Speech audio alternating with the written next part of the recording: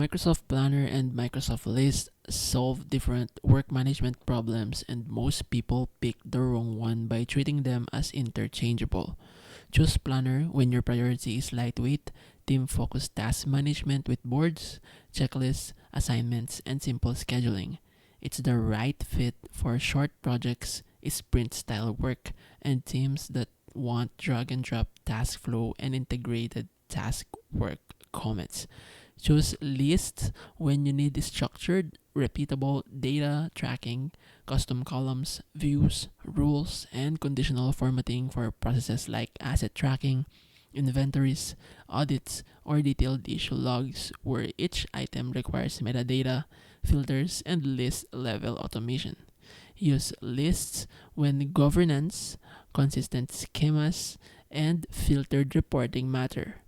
Use Planner when velocity, visibility, and quick collaboration matter. The practical test is to map a single workflow.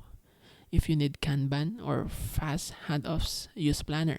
If you need relational fields, custom views, and precise filtering, use lists. And if both are required, combine lists as the authoritative data store and surface tasks in Planner for team execution.